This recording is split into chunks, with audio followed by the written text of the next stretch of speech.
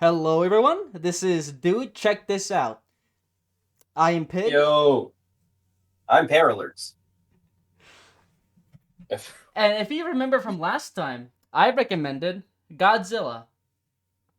Now, Yeah, Para, yes. I've shown you the critical and narrative heights of Godzilla with the original Uh, 1954 movie, and I've shown yeah, you the rest. the rest. I've shown you the critical highs and the critical lows, and some stuff in between. Yeah, yeah, that's accurate. Oh, I feel that with the four movies that I've shown you, you got a good grasp of the Showa era of Godzilla, the 50s, I 60s, and 70s. that was the timestamp. I didn't look into the years of those movies at all. Uh, also, side note, I I almost had to ask for a retake on that intro because I was going to just call myself Para because I'm so used to being addressed as that. I forgot I have an entire username. Uh, I mean, I just called myself Pig. I didn't even add the video games part. oh yeah, well it goes on your channel, so I assume they know. Yeah, I assume everyone knows.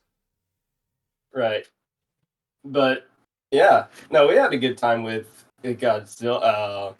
I assume that there was a lot of in between movies with that Oh, list of four. yeah. I showed you the very first one and the fourth and fifth one and the third to last one. The list has to be long if you go from like five to I don't know second to last. It's There's gonna be a catalog. Oh yeah. In the Showa era, there are about like 16 movies. Jeez, Yeah, man, we they. jumped around a bit. Oh yo, yeah, we did. Because, I learned some things because I thought when you said we're watching Godzilla movies, I didn't realize how much of a shared universe that was. Because well, I guess I'll give the list real quick because I watched uh the original, of course. Watched the Mothra one, the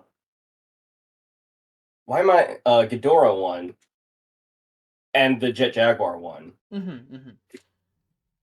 which was quite a spread. But like I didn't realize going into the second one that I had already skipped a movie.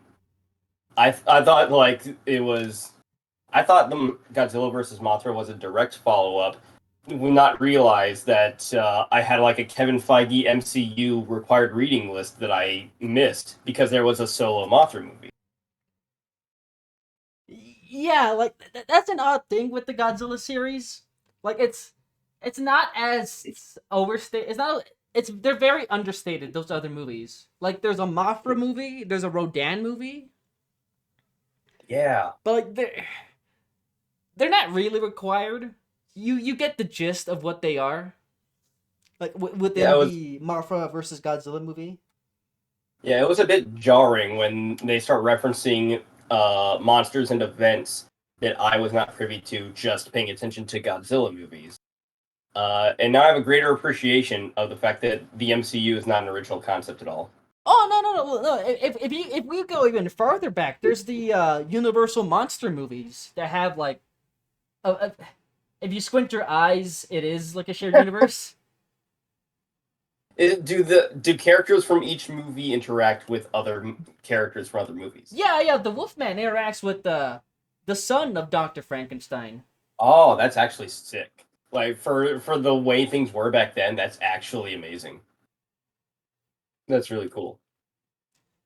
Yeah, there's a lot of continuity like errors in those movies, Yeah, but you know it's like that first like the first time that ever yeah, happened. Like that they had the very first Versus movie in that series with Frankenstein meets the Wolfman.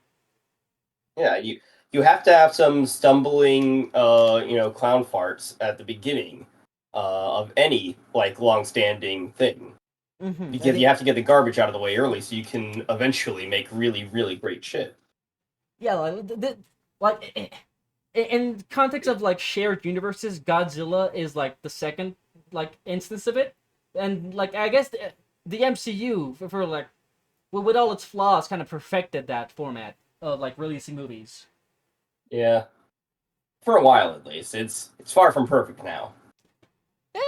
Uh, There's good movies in there, like yeah, with all the flaws. yeah. But okay, They but still get a good one every now and then. yeah, But yeah. yeah, we kind of got right into it. But as stated in episode 1, you are now the hosts of your own recommendation. So please lead us on in this discussion. Okay, okay. So Parrot, what is Yeah, your impression of Godzilla as a character? as a,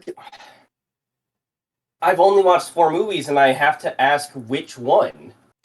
That's a weird thing Well, because he's not treated as a character in his debut. He is a force of nature.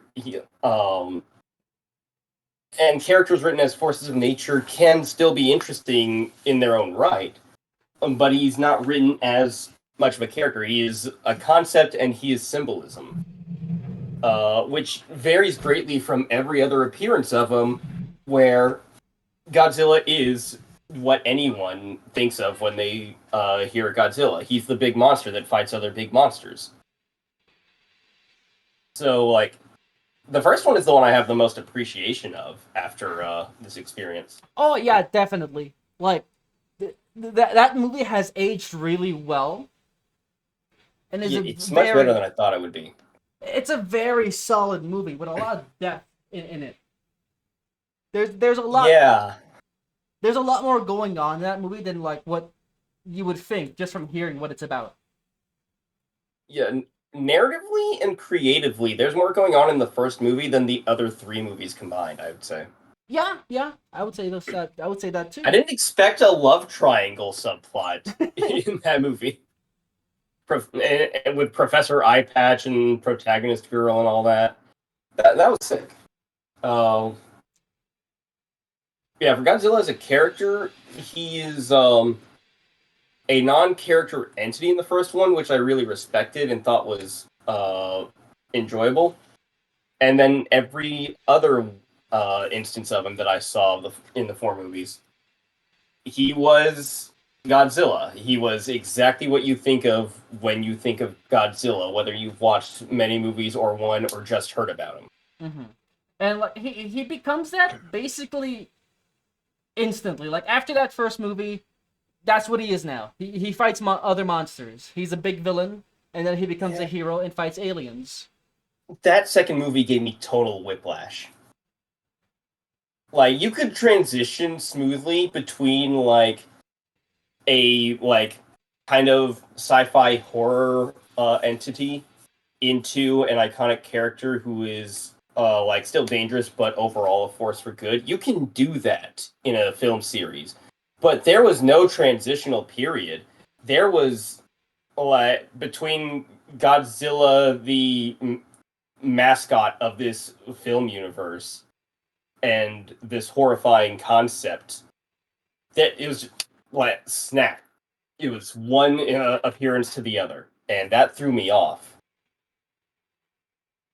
A thing with Uh, the that this series is after the first one did really well, the following yeah, year release another one. mm, The following year very Disney. release another one. And I think there's like a short break in between the third and fourth movie. But after that, they picked up again. Release one, release another one the next year. And It has the feel of that. and as it went on, the budgets got lower. It had the feel of that too. The budgets Oh got man, lower. They made that less got money. bad. Oh man. Like buy the Jet Jaguar movie. Okay, so the Jet Jaguar movie, that is a that is a backdoor pilot for like a Jet Jaguar like series, be it movie or TV show. I forgot I was watching a Godzilla movie until the last 25 minutes where Godzilla was in the movie. That movie very much feels like they could only get Godzilla the actor in for a couple of scenes because he didn't want Yeah. to do it. It's like, can I record this from my recliner? No, god damn it. He's doing like a Uh, I forget the A actor's name. Harrison Ford. Yeah, like a Harrison. I get yeah, for modern day that would be a Harrison Ford. Yeah. Like you got me for. I have this cigar. I'm gonna smoke the whole thing. That's how long you have me for. Yeah, I mean, yeah, I'll show up to your fucking game awards. Where's the booze? I will be in your D-rate Ultraman movie for as long as this Oh man. cigarette lasts. That's what Jet Jaguar is. Yeah, except they did it wrong, and I don't mean they did it wrong as in they utilized Godzilla wrong, which they did. I mean they did it wrong in the point of that movie was to get Jet Jaguar over, and they made him suck. They deliberately made him suck ass at being the big hero.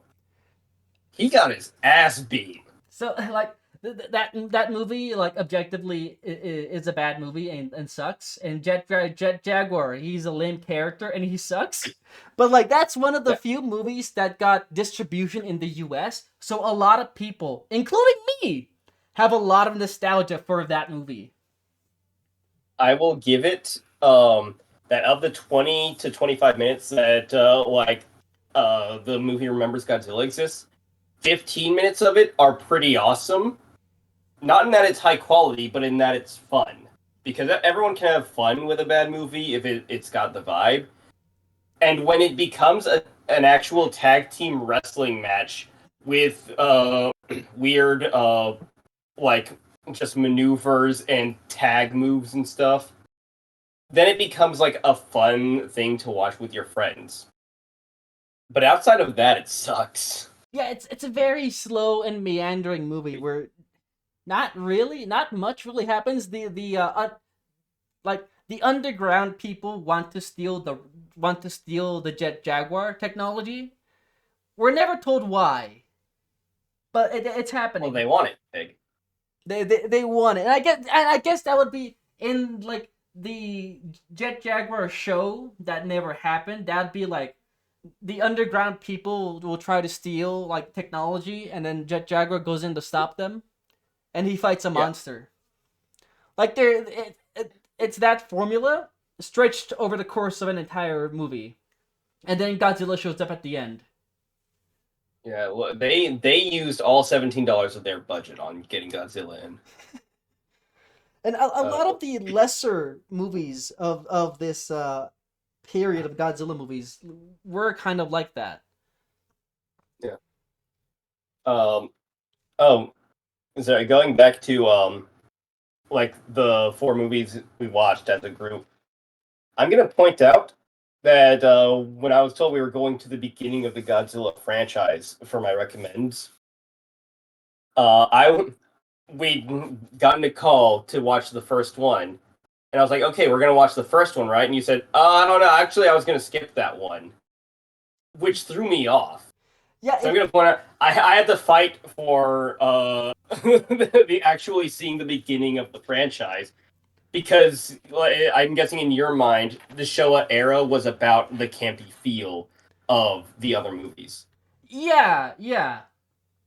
It's like I'm it's glad I wound up with the context and getting to see the best of that era, mm-hmm, really.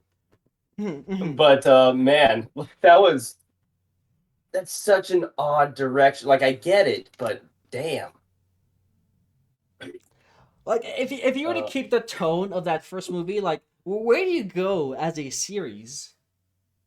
well, you know where you go is not 100% in execution, but in tone, you go to basically what they did with Godzilla 2014. Because that is like the only Godzilla movie I've seen in theaters ever. I've not seen any of the new shit after. I've caught clips of other ones that came before it. That is like the one I was like, yo, I'm gonna see a Godzilla movie. The 2014 one, which does have its moments of being fucking awesome. But I'd say like that is how you do like okay, we're not just doing Godzilla. Let's bring in some other monsters and see what's up, make a fight happen. Godzilla 2014 is like the tone I would say the first one lends itself to as an extension. Mm-hmm. Yeah, I would agree with that.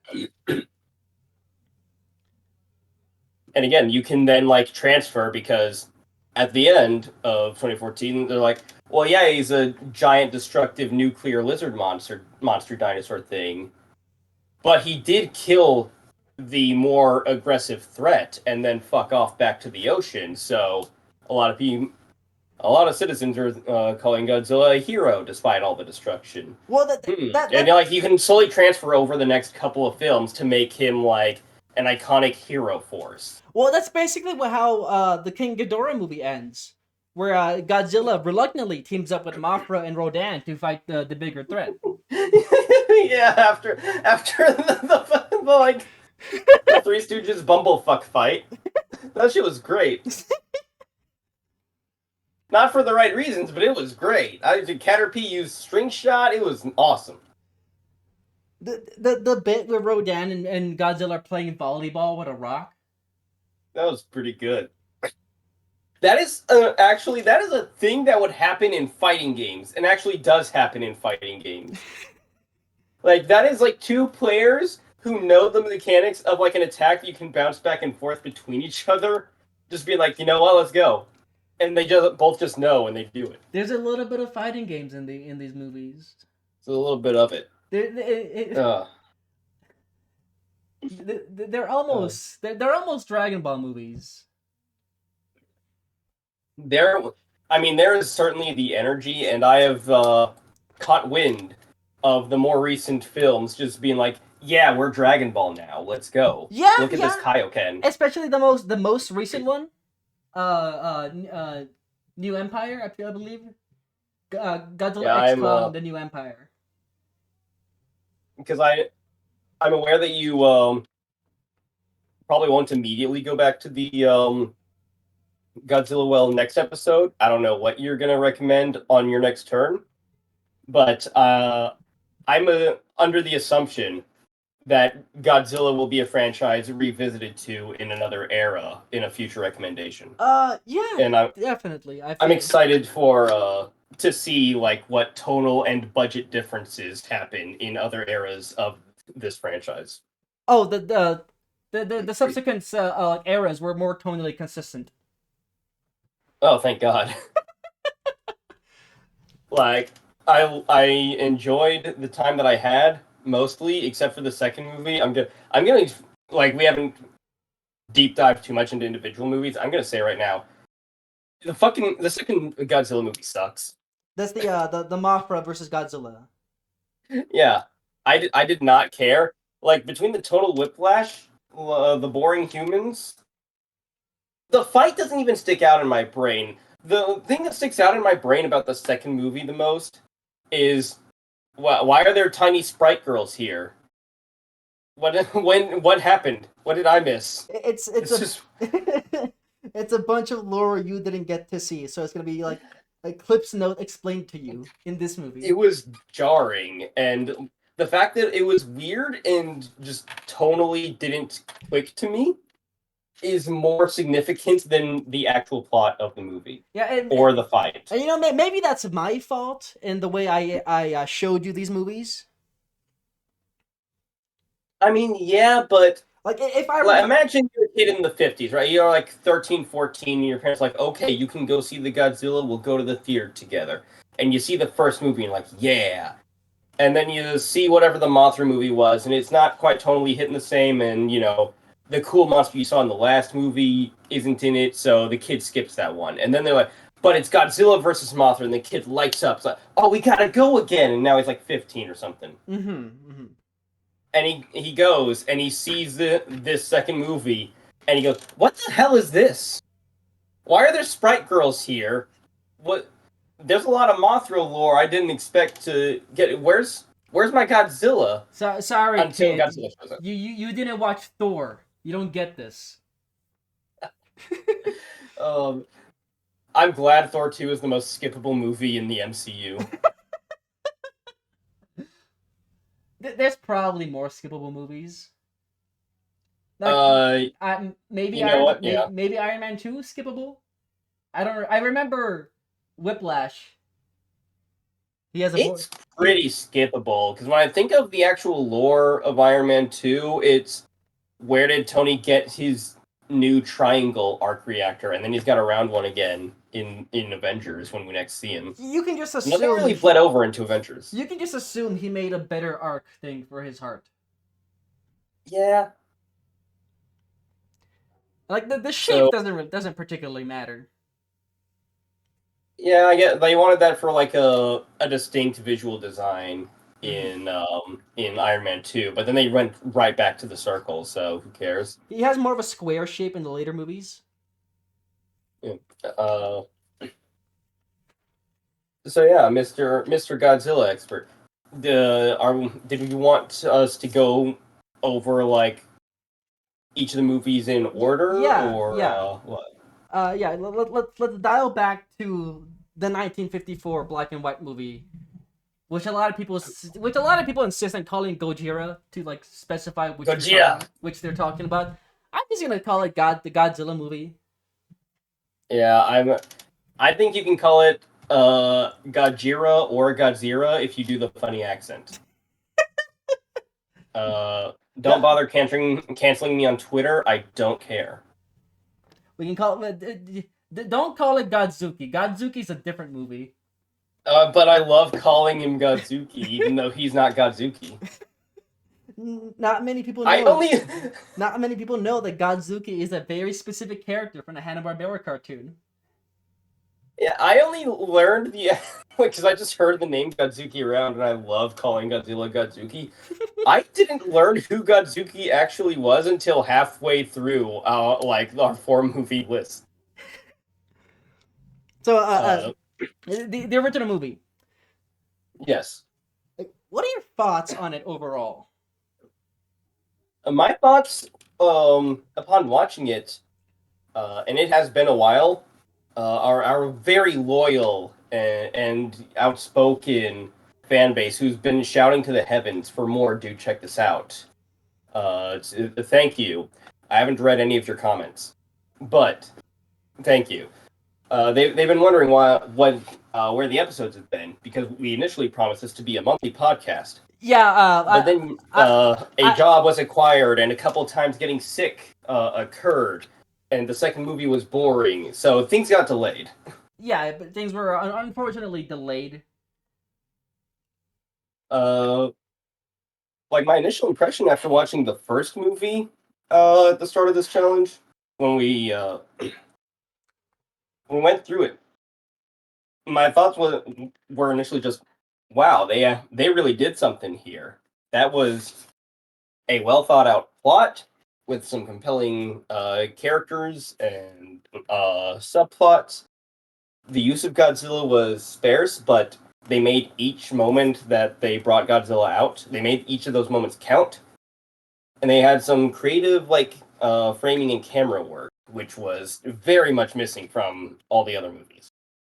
There's one specific shot where it's like a shot of Godzilla's head from the perspective of some people, and from some people just like looking at him, and his head is shaped like a like the cloud that forms when the nuclear bomb goes off. The Yeah, mushroom cloud. it's yeah, the And mushroom cloud. that is a very deliberate design choice when they were designing Godzilla. Yeah, that was pretty striking, and I'm glad you pointed that out while we were watching. That's not my favorite shot though. My favorite shot is like the camera being, I guess, in someone's like house or apartment, and the camera getting the shot of Godzilla standing in place for a moment in the midst of his destruction. But the camera is shooting him from behind a bird cage so Godzilla's silhouette is shot to look as if he's in the cage. That was really good. Oh, I don't even remember that shot. I could have swore there was a shot like again context there. It's been like a month and a half since I watched the first Godzilla movie, but I remember there being a shot of like Godzilla being like in some kind of cage or like container or something. I could have swore it I was a bird cage. I could be I super wrong I'll scrub through the movie and look it up. Yeah, and if if my brain somehow made that up after the fact, feel free to put in funny text over the lack of image to make fun of me and tell me I'm wrong. Thank you. Yeah, yeah. So there's a lot of conflicts in this movie. Oh yeah, because you have all these government and scientists types who are worried about just the concept of holy fuck, nukes exist, and they got used on us. Holy shit! Oh my god! What all the consequences and implications of just what the world is now? Holy shit! Uh, we have a protagonist couple where the son works for the lady's dad, who they're all like, I believe, military Yeah, people, he but they work closely with scientists because of all the nuke stuff. mm-hmm. And the girl, she's engaged to a scientist Yeah, yeah, while having romantic feelings for the other man. yeah. And the scientist, and I will always remember this guy's name, Dr. Sarazawa. Mm. Like his name is like etched into my brain forever. He has like accidentally created a new like weapon of mass destruction, Super. a new super Yeah. weapon with called the Oxygen Destroyer. First off, that's a metal as hell name. Congrats, Godzilla writers. That was sick. Um, yeah. See, I always think of him as Professor Eyepatch because, Yeah, of course, I do. he, But like, it's very interesting. As a narrative concept, the like a scientist who, of course, was alive when the nukes were dropped in Japan. Then through his own research, discovering not entirely by design or intention, but nonetheless finding a way to create a new kind of weapon of mass destruction that could be just as big of a surprise and destructive influence on Japan's enemies as the nukes were to Japan. And just the fact that he was around when those nukes were dropped, he is fully aware from the get go, before he has any large scale testing done, of holy shit, what is this thing that I have? The implications of a weapon that can do these things are so massive. I've seen them. Holy shit. And he struggles with this concept of like, if I destroy the research, then someone else won't discover this for a long time, but my country might need this. I don't know. What do I do? and lo and behold, his country needs it. His country does need it. Not eliminating the whole I shouldn't have this and no one else should either feelings, which is also because that is addressed like as they're preparing to use the super weapon. So, spoilers for this. I think 70-year-old movie. Yes. Uh, he goes down to use the weapon, and And does not come back up. he cuts his oxygen tube, so he will die alongside his creation. Yes. He has John Military and Jane Protagonist can Hit Chan, whatever. He has them uh help him get rid of the research notes so that only he can know what the actually comprises the weapon and how it's actually used and activated. And then as he's down there in the water, because it's a weapon that works in water, he goes down in there. So it's just him and Godzilla when the weapon activates, and elects to not go down, so that all sources of the knowledge of how to make this weapon are going to be destroyed. It's a very tragic and noble self-sacrifice. He is he even if I can't remember his actual name, like that is a character and a plot line that I'm going to remember for years to come because it was just very well done and just inherently interesting by the concepts of it. And that's what I really appreciate about the movie outside of like structure and cinematography and all that, is that it's a movie that is just about concepts and emotions. It is about the fear going through Japan at that point in time in the world. And these what ifs to explore, like, okay, what if there was an equally destructive force to the nukes that wasn't actually a nuke? It was a living creature. It was, its own autonomous thing, not set upon us by another country, but it just exists and needs to be dealt with. That's an interesting concept. What if someone discovered an entirely different but equally destructive uh, weapon that, but you know, has seen nukes and knows exactly the results it can have on a people? That's interesting. What if these concepts came together in the same story and also had the human element complicating it through love triangles and family relations and expectations of these government types and these other scientists? It's all very interesting and well thought out to a higher degree than I was expecting when we started watching. So yeah, if I hadn't already said it, first movie, my favorite of what I've watched. Very solid. One of the Yeah, best movies ever made, in my opinion. I intend to rewatch it at some point, just to because I'm sure there's things I missed or we might have talked over when we were having a good time as buddies watching it together. Oh yeah, yeah, yeah. Definitely worth a rewatch. Many rewatches. Yeah, it depends on how much of a film nerd you are or a Godzilla nerd. Mm-hmm, mm-hmm. Uh, it insists upon itself in a good way. It sure does. So the second movie I So showed does the you. Jet Jaguar movie, but for very different reasons. No, the second movie I showed you, Mothra versus Godzilla. Yeah. To me, this movie is notable for a lot of really good Godzilla destruction scenes. The suit looks really good.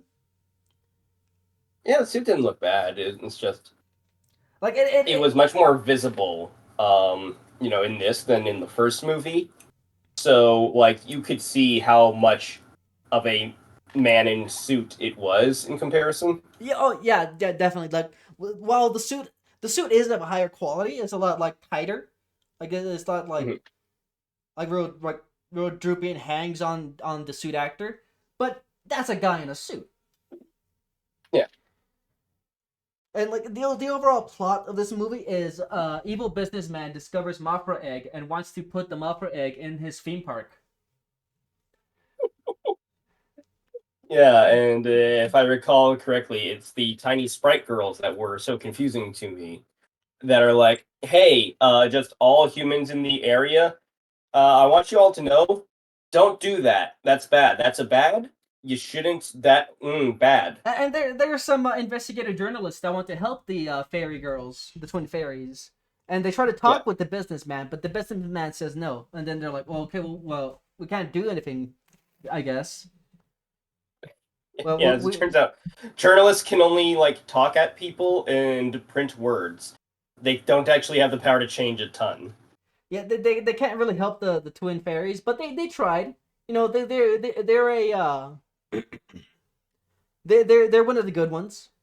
And There's there's some of the good ones. The one thing I'll give it credit for, despite my dislike, is that it does set up this relationship between uh, the twin sprite girls and the press, because in the next movie, which is much better, that is just an accepted and well used dynamic of, do we need to make contact with our human planning and just uh, get information by communicating with these sprites? Yeah, we can just have a fairy girl press conference and just have this discussion with them. Actually, we can learn what's going on with the giant monsters and see if there's anything we can do to influence things. yeah, yeah, there's a lot more involvement with like the humans and like all the monster stuff happening. But Yes. with this movie, the second one, it's very much, it feels like a Mothra movie, like it just like sequel to Mothra, and then Godzilla shows up like halfway through the movie, close to half, like Something like that. 45% to 55% away ways into the movie. So It's he's kind of like introduced as like a wrench into the whole problem. Like there's the problem, throw a wrench at it. Now there's a whole this whole chaos thing. Well Mothra must help us, else Godzilla will just destroy everything. yeah, Godzilla is still considered not a hero, but a destructive force of nature that needs to be stopped by whatever means we can manage. He's a big Uh, asshole. yeah, He destroyed that pagoda by tripping onto it. that is true. He He's like but that he's treated as a character this time and not as like a concept and force outside of any understanding or control like the first one, because it was very thematically about like, these weapons of mass destruction, and this is a sentient weapon of that caliber, and all the societal implications of that kind of thing. He's just he's a big dumb villain. That's all he is. He is the bad guy that we have to fight. and Mothra, even though she doesn't necessarily like the humans too much, she does help to fight Godzilla. Yeah, because I think Mothra is presented as like a guardian of nature and life and all this shit. Hmm. And humans technically count as life on Earth that is just naturally occurring here. So it's kind of Mothra's job to help out if a bunch of humans are getting killed by Godzilla. But humans cause pollution and like there's greed and all that. All Yeah, this other hippie shit. Mothra's really into that. yeah, but a bunch all that's commie gobbledygook. But Yeah, like yeah, Mothra's fine herself, but it felt like a massive downgrade for Godzilla, which was disappointing to me. Uh, because like the first movie got me in, and the second movie kind of put one foot back out. yeah, and you said like the fight wasn't really like that much like in entertaining for you. Yeah, I'll be real with the audience. I have more memory of the fact that I was playing Yu-Gi-Oh! Master Duel like just before we started watching the movie, and I didn't turn the game off, and I just started playing more matches in the middle of the movie because I didn't care. It did not grab you as much. It didn't, man. I we laughed with our buddy Hylian Wolfo in the middle of the movie, probably around the time Godzilla showed up, because I said out loud, "I can't wait to stop the podcast for 5 minutes to complain into the microphone while we record about fucking the Yu-Gi-Oh meta." It's been like a hot minute since I played Master Duel. Yeah, uh, I could get back on it because I was really enjoying the Shining Sarcophagus deck when I last played. I had finally played consistently enough with a decent enough deck to get to. I forget, is it Diamond or Platinum after Gold? Platinum, and then Master. No, Diamond and then Master. Okay, so But it's Platinum then Diamond. yeah, Okay, so I finally got to Platinum, I think, then, because like I usually just would float around like Gold 3 or 4 or whatever the fuck, because I would always like be changing decks between like uh elemental hero stuff or like sacred beasts, like fun but kind of mid decks. So gold is just the natural like point I would sit. the highest I've gone is like Platinum 3. Yeah, I got to plat 4 or 3 or something um with that deck, but then the season changed and I haven't played consistently enough to get back up. But Uh, we are talking about Yu-Gi-Oh now in this Godzilla podcast. But I told you it would happen. there to remedy this, there is the kaiju archetype, which is That based. is true. Many of them are based off of Godzilla monsters, including Mothra, which is from the movie we were talking about. That is true, and that archetype is just as annoying as the Mothra movie. Fuck you for tributing my monsters. That wasn't yours. I think that's more annoying. than the Mothra Okay, movie. well, depending on the duel, it might be more annoying than the Mothra movie. Because I enjoy my complainings. So the third movie I showed you was King Ghidorah, the three-headed monster. Yeah, that was fit. Godzilla isn't even in the title. It is all Ghidorah. It is the Ghidorah show, and I don't find fault in that. Ghidorah's pretty cool.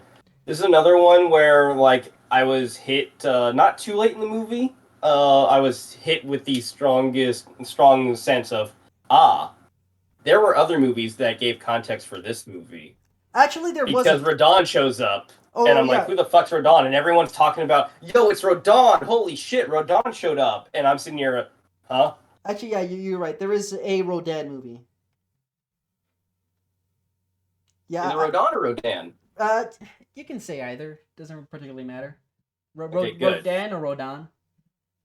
Rodon, got it. I hope that there's comments Yeah, on this one telling me what an asshole I am for pronouncing it a certain way. yeah. There's a Mothra movie and a Rodan movie. He is Yeah, a giant pterodactyl. with three heads No, and no, no. That's Ghidorah. or Ghidorah. Right. My bad, my bad. Yeah, this was Ghidorah's intro. There has never been a Ghidorah movie before this. This is an ensemble on the level of the Avengers movie. Yeah, I'd say. you could call this the end of Phase One. Yeah, it. I mean, it was pretty big. It was. You see the armies of Thanos, and oh man, Thor and Iron Man are on the screen at the same time. Uh, but yeah, actually, this is a really good match. I didn't expect to be doing the MCU comparison as much as I have, but now I'm like, hold on, this is kind of actually really great because Godzilla I will compare to Iron Man 1, and I feel that's fair. And I think it's fair to say that the Monster movie is the Iron Man 2 of the Showa Godzillas. But then we move into our big ensemble, the Avengers, and yeah, no, this tracks. So Because as much as like it's still tonally the campy Showa, like let's just throw some stuff around and see the monsters fight, and woohoo! We don't need themes. We're here for the spectacle. This is much better done. Like this was just legitimately fucking good. The human characters were actually interesting and compelling, and I liked their storyline as much as I liked the monster stuff.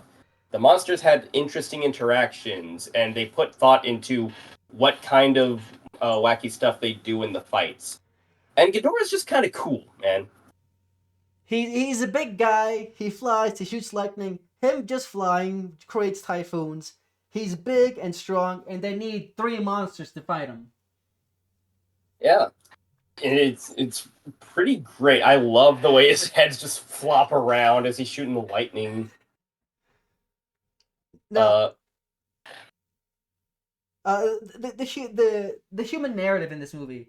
There's a princess from a foreign country, some made up place. They're all Japanese yeah, actors. Japan 2, Electric Boogaloo. There's an assassination plot on her head. Some assassins from her country trying to kill her to like create a power vacuum in their country for some like I forget exactly what, but they want to kill her. It's some kind of a coup or a betrayal or some shit. Some betrayal military coup type thing, but she's an assassination target. However, before she's Mhm. killed in a plane crash, aliens possess her and save her life. This is my favorite of the human plots. Like, I'm gonna put alien brainwashed princess up there next to Professor Eye Patch on my Next Godzilla human tier list. next to it, really. Yeah, because it's not as like emotionally resonant or anything, but I would honestly call her journey through this movie about as interesting. Not because it's so mysterious or well written, just it was well executed, in my opinion. Yeah, I think so too. She becomes kind of like this sort of prophet character, predicting a like an Yeah, end of very the world, explicitly. an end of the world scenario. Yeah, because like a thing I've heard from Godzilla fans who watched a bunch of the movies is that yeah, the monster fights are the spectacle, but the stories are about the humans. So if you don't like the humans and think the humans are boring, that's why you think a Godzilla movie sucks most of the time. Mm-hmm. Uh, this was really about like the human characters, and I enjoyed everything about them. Like it was just fun to go through this journey of the most Japanese country that's not Japan, sending their princess on this plane, and she just hears an alien voice that tells her to jump off the plane and does it. The next time you see her, she is a different character, just entirely. She traded off some stuff to get some random fisher guy's clothing, and walked around to the site of here's where the next big monster thing will happen. Hey, everyone get away from the big monster thing that's about to happen. And she isn't like just being dramatic for dramatic's sake. One, she's correct every time. Two, when people are like, wait, hold on, before anybody does anything to evacuate or whatever, can I ask you to clarify? Yes, you can. I'm actually going to answer all your questions. Okay, what's your deal? I'm from Venus. Well, that's weird. Why should we evacuate? Radon's actually here right now. Really? What? Like every time she's correct, and the journalists, uh, not the specific ones necessarily from the monster movie, but just the journalists, the royal view journalists. Uh, some of them are like, "Yo, she's kind of legit. Let's help her out and see if we can't get in communication with the Sprite Girls again and figure out this monster situation." And like this plot line is what leads us to bring all the other monsters together to deal with the threat of Ghidorah, who is also an alien.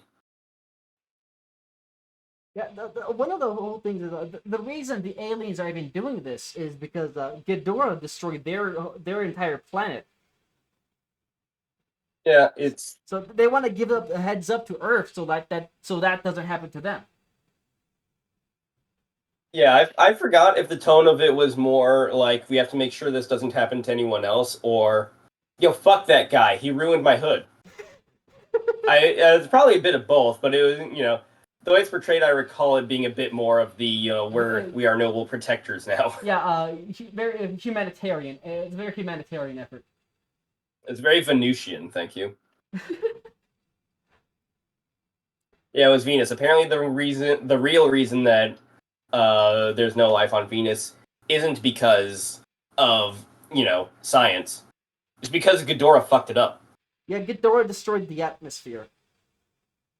All of it.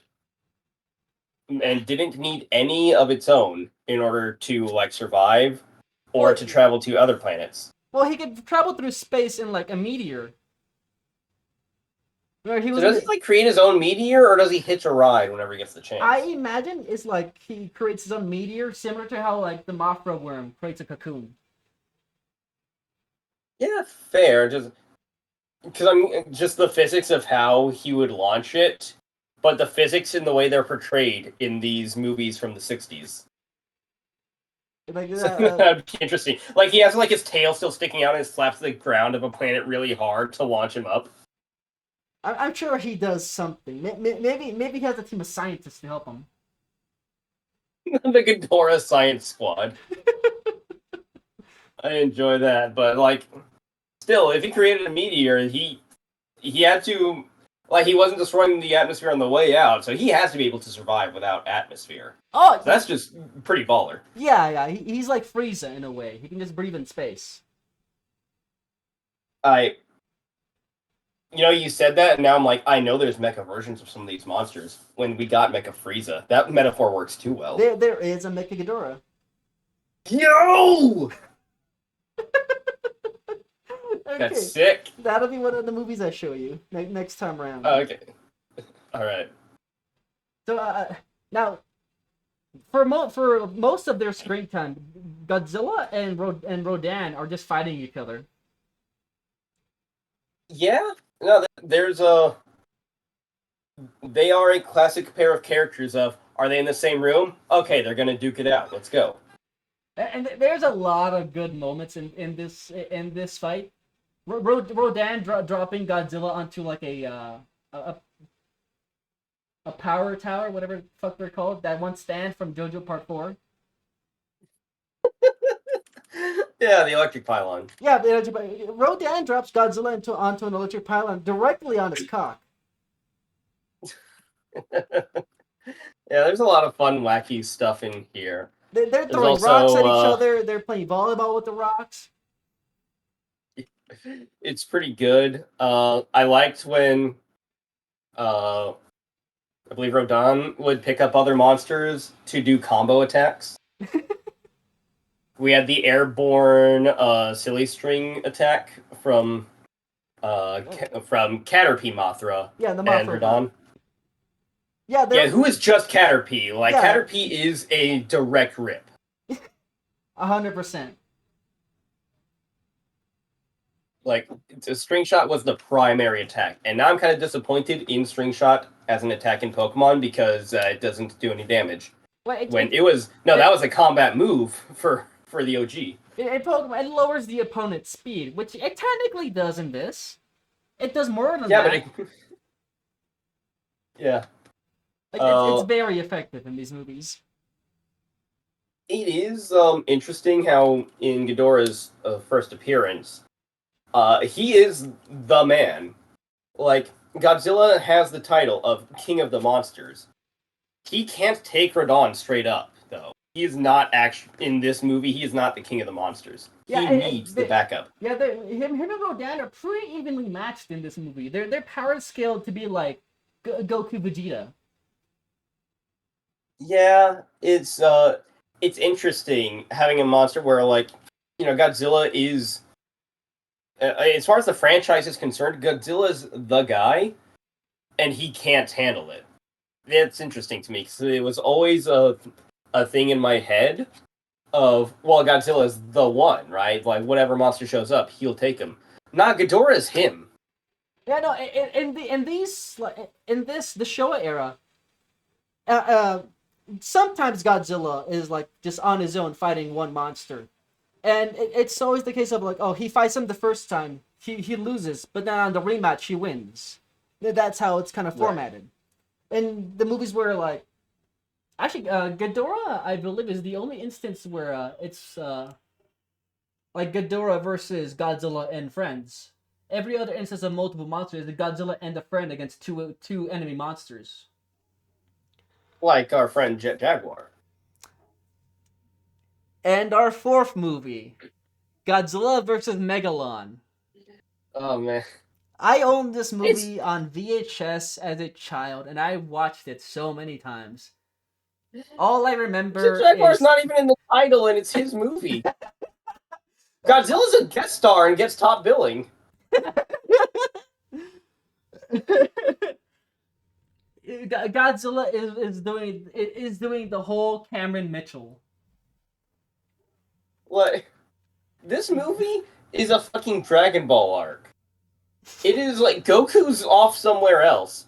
Gohan and Krillin, you're up. And they go do the whole adventure, and Goku shows up at the end to make sure the final boss goes down. That's what this is. As I mentioned earlier in the podcast, this movie is meandering and boring, and you don't particularly care about any of the human characters at all. There's an annoying Kenny kid. I hated that kid. I wanted him to die. Like, okay, so like I said, Kenny, that's a term for like whatever child is in a kaiju movie. Yeah. They're always the same. They always have small shorts for some reason. I guess that was the style of the time. Well, now I'm just thinking because we mentioned Pokemon. I love wearing shorts. They're easy to wear. Yeah, I guess. I love the shorts kid from Pokemon. I do not like the shorts kid from this movie. Oh no, or the science lab, or either of the scientists, or Jet Jaguar particularly. Like, he is a design, and that's all he has going for him. From what I understand, the Jet Jaguar design came from a contest where a bunch of children designed their own Ultraman clone. I can believe that. Yeah, I can definitely believe that this was designed by a child. And It this was the only thing Jet Jaguar was in until some very recent things like Singular Point and that one fan film.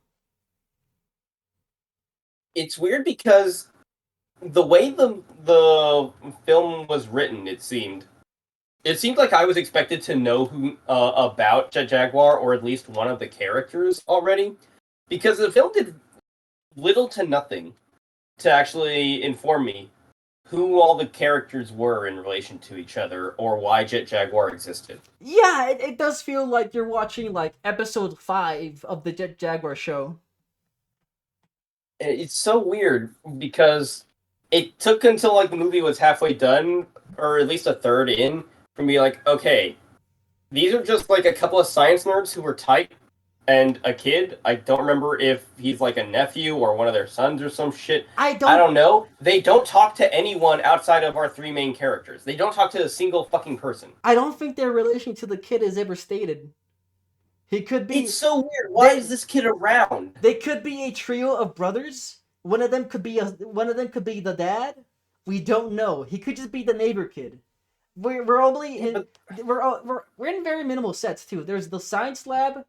There's the the the, the em- lake. the lake at the start of the movie, and the empty field where the monsters fight. Yeah, the Power Rangers field. Yeah, yeah. It's the flat but sometimes mountains in the background field just outside of Angel Grove, apparently, from that we go to every time we switch to the Japanese footage in Power Rangers.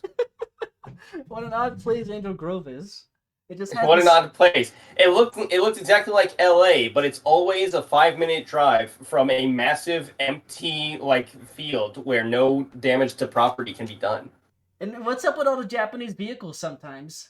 What it's so weird. Um But yeah, very minimal sets. Like, who is this kid? Who are these and they're people? not these sets are not well done either. Like you said, the budget gets to nothing. This budget got to nothing. The science lab is one big room with like a pillar or something kind of towards the middle. The most notable thing in it is the spiral staircase out of the lab.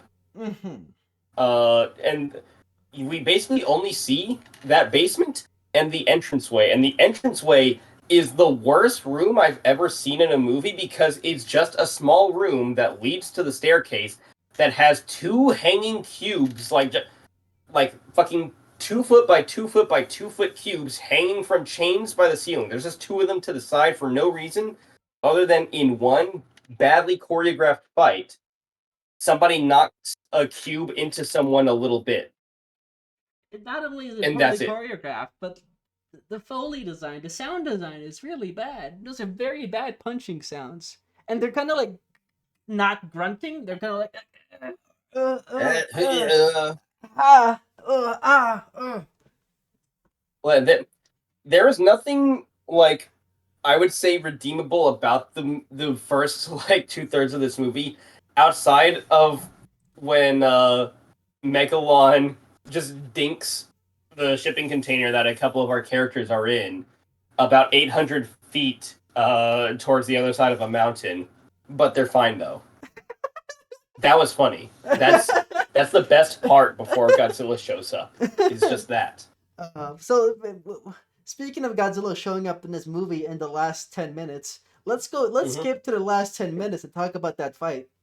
Oh, let's skip to the actual movie. Yeah, Yeah, sure. yeah. So, Gigan, who was the villain of a different movie, but don't worry about it.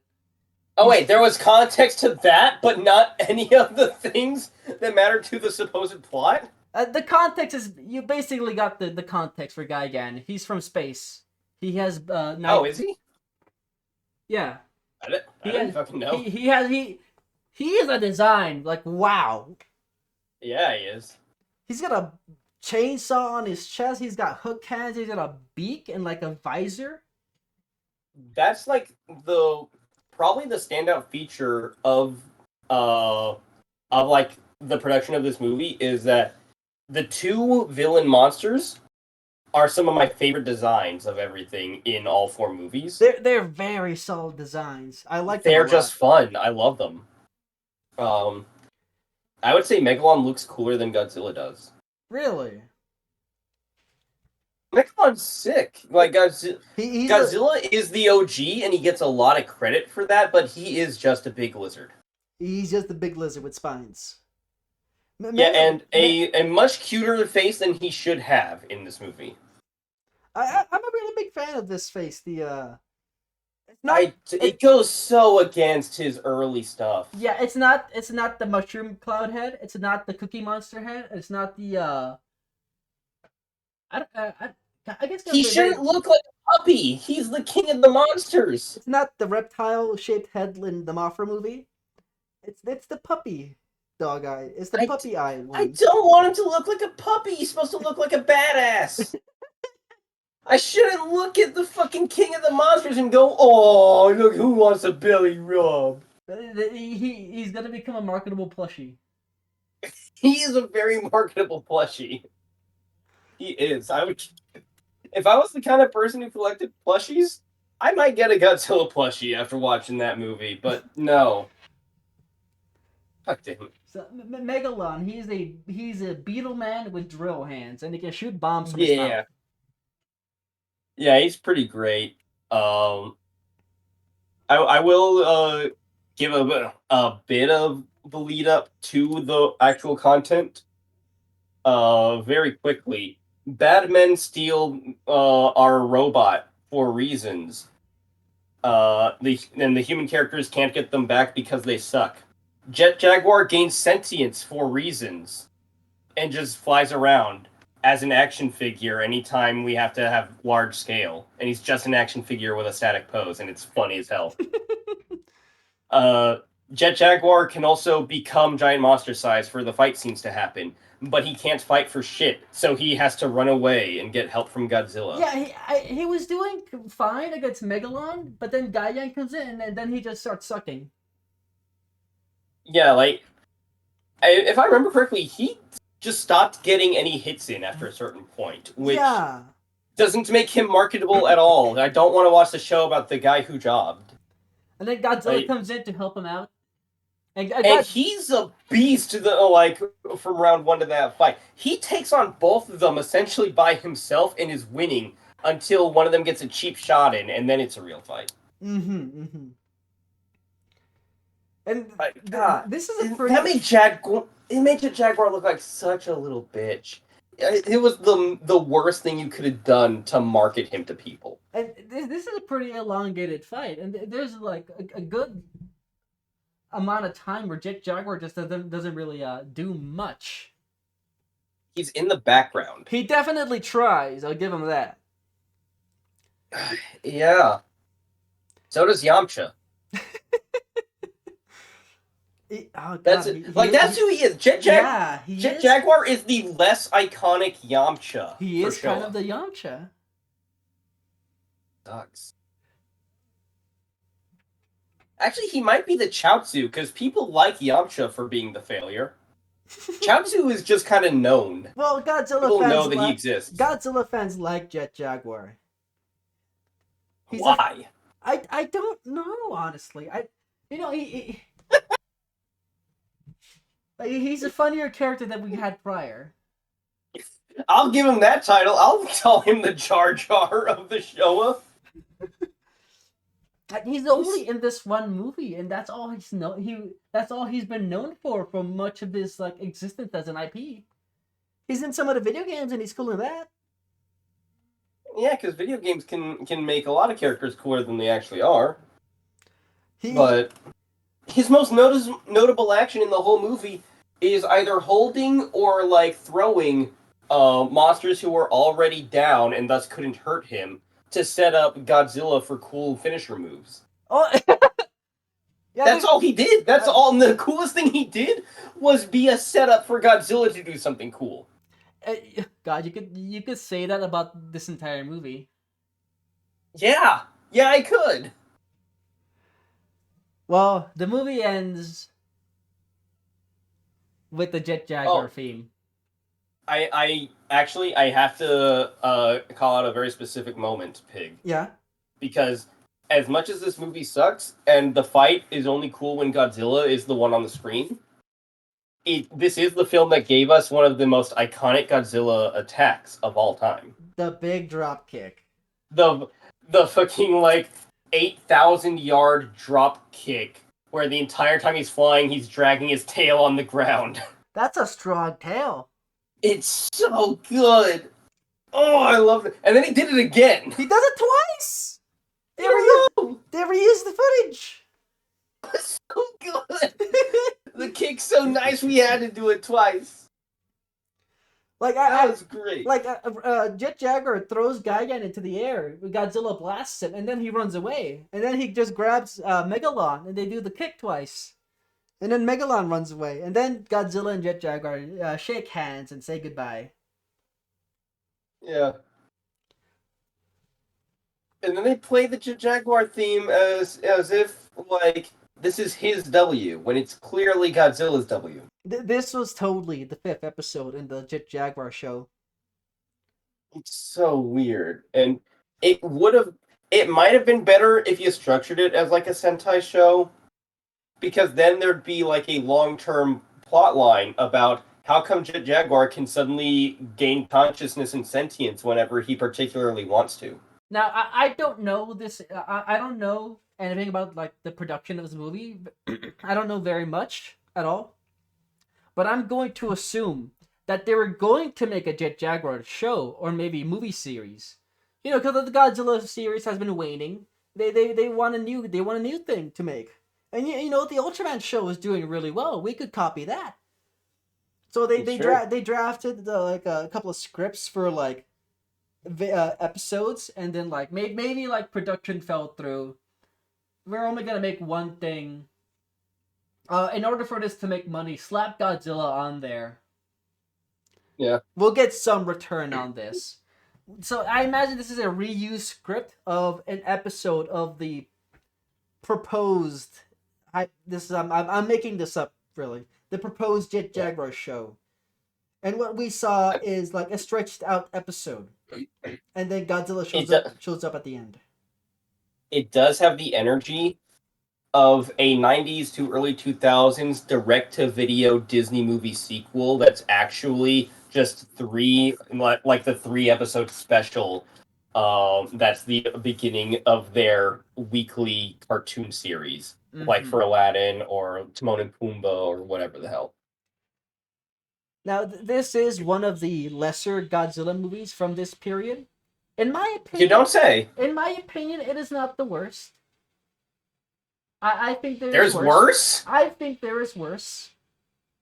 Like, I will say, like, judging it as a movie, it's the worst I saw. Judging it as a movie watching experience, I had more fun with that, watching with you and Wolfo and all that, than I had in the second movie, because the second movie was just boring. We had more fun, like, as a group of friends, laughing at how bad the movie was. This is a good movie to point and laugh at.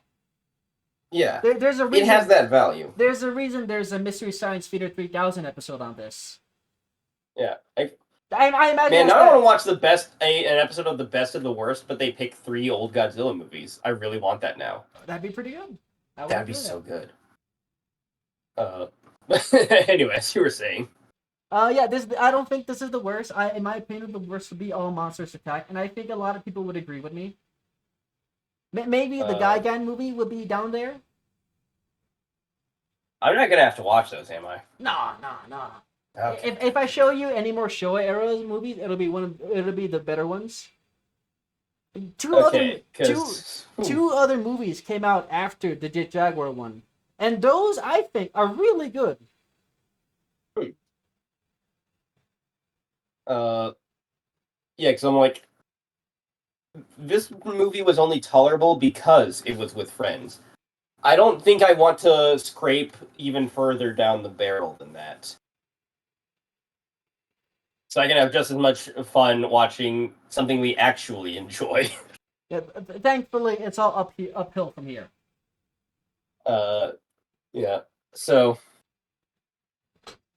I mean, that's all 4 of the the movies. Do we have more? Do you have any surprises for me, Pig? I mean, I'm not gonna just make you watch another movie right now. Oh, of course not. It's my turn to recommend this month asterisk. Yeah, before you do your recommend, what are your Yeah. thoughts overall on the Godzilla as a franchise? As a franchise, again, I have very limited exposure before this. I watched that 2014 one, which was almost great. Um, and I've watched these now. And I'd say I get the appeal of classic Godzilla. Um, Although I still wish that we lived in the timeline where monster movies were more consistently to the tone of and idea of the first one, where the monsters uh, embodied like concepts and ideas, or just being a force of nature that the humans have to be very creative about finding ways to deal with. They I wish do go. that was a more common thing going through time, They but they I get it. they do that again, like with other movies, like Right. they do that with the 85 with the 1985 movie. They do that with the giant monsters all out attack. They do it with Shin Godzilla and the most recent Minus Zero. I have been wanting to watch Shin Godzilla and Minus Zero, but considering the podcast stuff, I'm going to say that I'll put that off until we get there, because I assume just every now and then Godzilla is going to come out of the back pocket as a recommend. Yeah, So yeah, whenever you determine that we're there, that's when I'll get to yeah. those. Recommending Godzilla is my wake up DP. Yeah, that's the bread and butter. When I have nothing else, I'll recommend Godzilla. What if I were to just DI right now in neutral? What if? uh, it's funny because we've played Street Fighter together. If you don't know that, now you know. If you don't know, Uh, now you know. True. So, Para, what will Yeah. you recommend me? All right. Before I let you know, what we're checking out next, we have a surprise for the audience. There was a bit of hinting going on earlier in the episode. I don't know if anyone in the audience caught it. A name popped up a couple of times because I'm calling it an assist this Yeah, time. you We're gonna did. have a special guest star next month. Yeah, you did mention that to me off stream before this. Yeah, like the night I asked him if he wanted in, because we have had conversations with friends about possibly in the future calling in assists or strikers, or however we want to phrase it, getting some guest stars for recommending things that, hey, I'd like to recommend this to more than one person and get the opinions of a couple other friends, make some content out of it. So our friend Hylian Wolfo will be joining us on the next recording session for this one. If you're unaware, he was my guest on the Alan Wake 2 Let's Play. Yes, and was on the cast for our weekly Dokapon Kingdom streams for as long as that campaign lasted. Yeah. So he is a known character in the Pig Video Games expanded universe. You are the most consistent content creator of all of us, so I can't dispute that it's called that, but I hate it. Okay. So what are you gonna recommend me and him? All right. Let me give you. I'm gonna have a bit of setup. I like to be a storyteller, Pig. Okay. So, Okay. all right, dude. Check this out. Back in the '90s, Marvel wasn't doing too hot. Marvel Comics was actually kind of shit in the bed in several areas. Sales were down, profits were down. We got to make money. You may recall some movie rights being sold off to Fox and Sony and whatnot. Yeah. Because they weren't treating their characters right, and they weren't getting people interested in their stories. I think I know what this is.